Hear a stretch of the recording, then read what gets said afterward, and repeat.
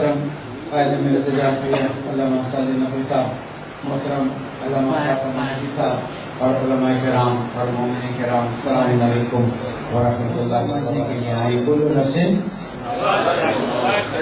اب فرق یہ ہے کہ کوئی بستر پہ مرے، کوئی انتخاب آپ کا ہے۔ دعا کیجیے کہ پالنے والے جس طرح سے ان عظیم شہداء کو یہ اچھے درجے ملے، ہمیں بھی مل جائے۔ اس لیے کہ بستر پہ تو سب مرتے ہیں، لیکن حسین حسین اور علی علی کرتے مرے، تو جب وہاں پہنچیں گے تو حسین حسین کرتے پہنچیں گے، علی علی کرتے پہنچیں گے۔ لیکن یہ یاد رکھیے کہ جب تک کہ موت معرفت کے ساتھ نہ آئے اس کا فائدہ نہیں ہے۔ اور اہل بیت کے چاہنے والے تو ویسے بھی معرفت والے ہوتے ہیں، اور پھر جب قائد ملت جعفریہ کے پیچھے چلتے چلتے معرفت کو حاصل کرتے ہیں اور اپنی ذمہ داری کو انجام دیتے ہیں، تو اب وہ موت پر نہیں آتے ہیں بلکہ موت ان کا استقبال کرتی ہے۔ اور لوگ یہ سمجھتے ہیں کہ انہوں کو مار دیا جائے گا، آزاداری ختم ہو جائے گی، علم شہید ہو جائیں گے، امام بارگاہیں ختم ہو جائیں گی۔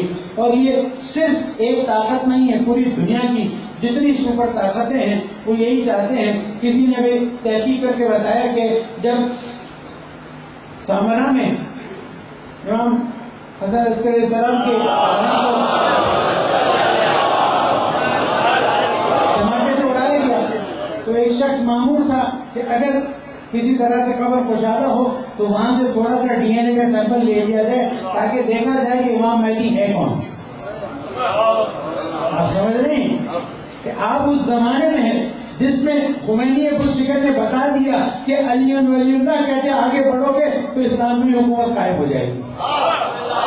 آپ اس زمانے میں ہیں جس میں حضرت آیت اللہ عظمہ خامنہئی نے بتا دیا کہ پوری دنیا اپنی طاقت لگا لے، جب تک ہمارے پاس نعرہ حیدری کی طاقت ہے کوئی ہمیں جھکا۔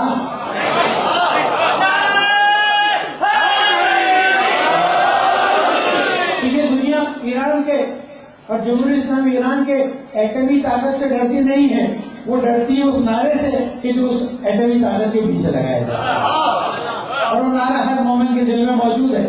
بس میں عرض کرتا جاؤں گا کہ اگر آپ نے اس ملک میں اپنا کردار ادا کرنا، دیکھیے اللہ تعالیٰ نے وعدہ کیا ہے کہ میں تو اپنے دین کو بچاؤں گا۔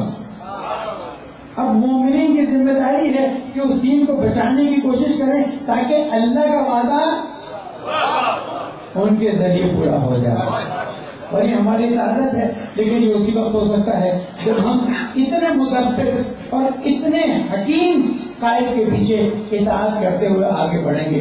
لوگ آتے ہیں، جاتے ہیں، کام کرتے ہیں، خدمتیں کرتے ہیں، 25 سال سے زیادہ، تقریباً 25 سال ہو رہا ہے، اور ہماری یہ سعادت ہے کہ ابھی تک الحمدللہ پاکستان کی سرزمین کو تشیع نے زندہ کیا ہے، زندہ رکھا ہے، اور زندہ یہ ملک ہمارے اجداد نے بنایا ہے، ہمیں اس پہ فخر ہے۔ اور کوئی یہاں پر اہل بیت علیہ السلام کے نام کو مٹانا تو کیا کم بھی کرنے کی ضرورت، وہ کوشش کرتے ہیں کہ کم کریں۔ پہلی محرم آتی ہے سب مٹنا، اور نبی محرم سے سارے ٹیلی ویژن بھی ہوتے نہیں ہوتے، جو نہیں ہوتا وہ خود شرمندہ ہو رہا ہوتا ہے۔ ابھی ٹیلی ویژن نے، اخباروں نے لکھا کہ کراچی کے 1/3 حصے پہ فلاں فلاں طاقتوں نے قبضہ کیا ہوا ہے۔ ہم نے کہا عجیب طاقت ہے کہ ہم اس طاقت کے ہوتے ہوئے بھی 2 مہینے اور 8 دن آزاداری کرتے ہیں، اور ڈٹ کے آزاداری کرتے ہیں۔ یہ یاد رکھیے، آزاداری کے مقابلے میں کھڑے ہونے والے مٹتے رہے ہیں، آزاداری بڑھتی رہی۔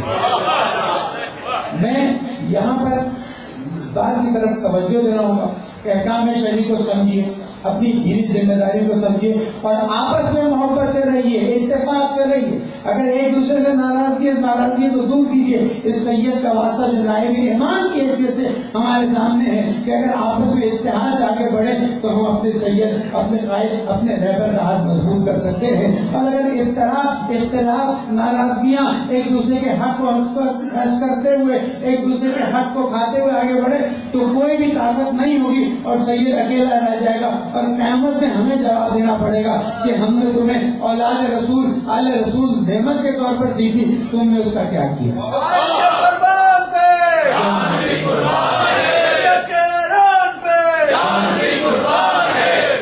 یہاں پر میں حکومت اور ارباب طاقت سے سوال کرتا ہوں کہ آپ جن طاقتوں سے باتیں کرنے جا رہے ہیں آپ جائیے، آپ کو مبارک، اگر کامیاب ہوئے شکریہ ادا کریں گے، ناکام ہوئے تو دیکھیں گے آپ کیا کرتے ہیں. لیکن ہم ایک سوال کرتے ہیں، ہم اپنے شہیدوں کے خون کو کس کے ہاتھوں پہ ڈھونڈیں؟ عاشورہ کا واقعہ ہوا، اربعین کا واقعہ ہوا، ہم خود ان چیزوں میں ہیں. مسجد حیدری کا واقعہ ہوا، مسجد علی رضا کا واقعہ ہوا، کراچی کے واقعات ہیں. اللہ تعالیٰ نے ہمیں توفیق دی، ہمارے دوست احباب علماء سب ساتھ ان کاموں میں آگے بڑھتے ہیں. آج تک کوئی سپریم کورٹ، کوئی شخص جو اپنے آپ کو چیف جسٹس کہتا رہا ہے، اتنے شو موڑ کر لیتا رہا ہے، ایک قاتل کو پکڑ کر نہیں کہہ سکا کہ یہ قاتل ہے اور اس کو سزا دی جا رہی ہے. ہم سمجھتے ہیں کہ یہ نظام کیونکہ خاص طاقتوں کے ہاتھوں میں چل رہا ہے، اس وجہ سے چلو ہمارے قاتلوں کو چھوڑو، تم اپنے قاتلوں کو پکڑ کر ایک بار سزا تو دے کر دکھاؤ. جب تک تم ان لوگوں کو کہ جن کو موت کی سزا ہو گئی ہے، آپ کو پتا ہے کہ تقریباً 60 سے زیادہ لوگ ایسے ہیں کہ جن کو موت کی سزا ہو گئی، سپریم کورٹ نے اپیل ریجیکٹ کر دی ہے اور پریزیڈنٹ آف پاکستان کو سائن کرنا ہے، لیکن یورپی یونین سے چندہ لینا ہے. اس وجہ سے ہم ان کو موت کے گھاٹ نہیں اتار سکتے، موت کی سزا نہیں دے سکتے. پاکستان کی مشکل کا ایک بڑا حل یہ ہے کہ جس کو بھی موت کی سزا سنا دی گئی ہے اس کی موت کی سزا کو جاری کر دو. تم دیکھو پاکستان میں امن قائم ہونا شروع ہو جائے گا.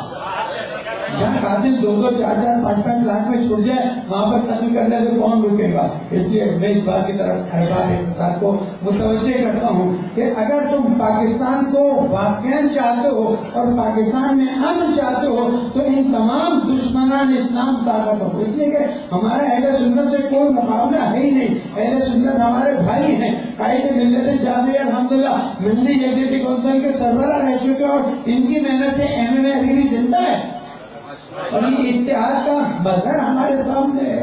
اس اتحاد کے مظہر کو سامنے رکھتے ہوئے یہ اعلان کرتا جاؤں، اہل سنت ہمارے بھائی ہیں، وہ خود بھی مشکلات میں ہیں، ہم بھی مشکلات میں ہیں. ہم نے ان کو دعوت دی ہے، انہوں نے ہمیں دعوت دی ہے. آؤ ہم مل کر اسلام کا پرچم بلند کریں اور جو اسلام کو بدنام کرنے کی سازش ہو رہی ہے، آپ دیکھ رہے ہیں اسلام کے نام پر گردن کاٹی جاتی ہے، اسلام کے نام پر مسجد میں دھماکے کیے جاتے ہیں، اسلام کے نام پر فوج کو تنگ کیا جاتا ہے، مارا جاتا ہے. اسلام کے نام پر اسلام کو بدنام کرنے کی کوشش کی جا رہی ہے. میں درخواست کرتا ہوں اگر آپ لوگ ہاتھ میں ہاتھ دیں اور قائد ملت جعفریہ کے ساتھ آگے بڑھیں، آپ دیکھ لیجیے گا انشاءاللہ پاکستان امن کا گہوارہ بنے گا اور یہاں پر اہل بیت کا ذکر بڑھتا ہی رہے گا. والسلام علیکم.